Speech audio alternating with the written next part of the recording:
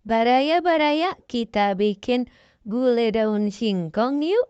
Pertama-tama kita rebus dulu daun singkongnya. Pastikan airnya udah mendidih baru dimasukin daun singkongnya ya. Jangan lupa dikasih garam.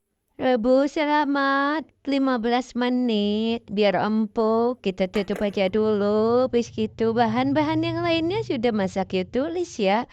Masukin bawang putih, bawang merah, kemiri, lengkuas, kunyit, jahe sekupil, cabai keriting merah. Udah gitu kita blender aja sampai halus semua ya.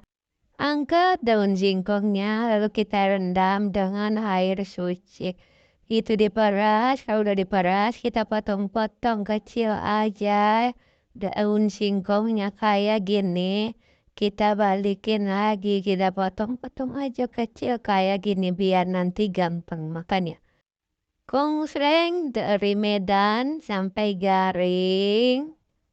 Kayak gini. Kalau udah kita kepinggirin dulu teringnya.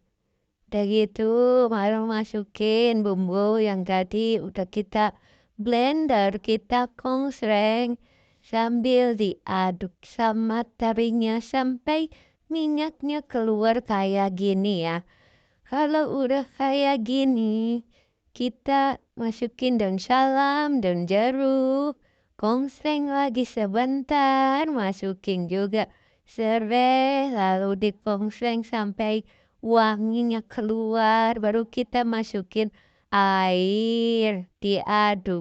Biar gak ada yang gosong-gosongnya, pinggirnya juga dibersihin kayak gini ya. Kalau udah tambahin lagi air soalnya masak yusuf ke kuahnya ya.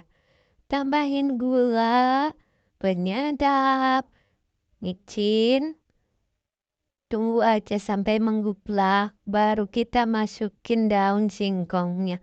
Udah gini, biarin aja mengguplak-guplak sampai meresap bumbunya. Baru kita tambahin santan sambil dikecilin apinya dan terus diaduk biar enggak pecah.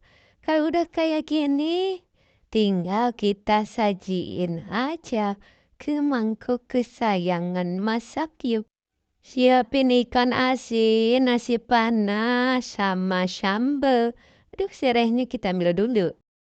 Terereng, jadilah gulai daun singkong ala masak yuk. Selamat mencoba, ini enak banget loh.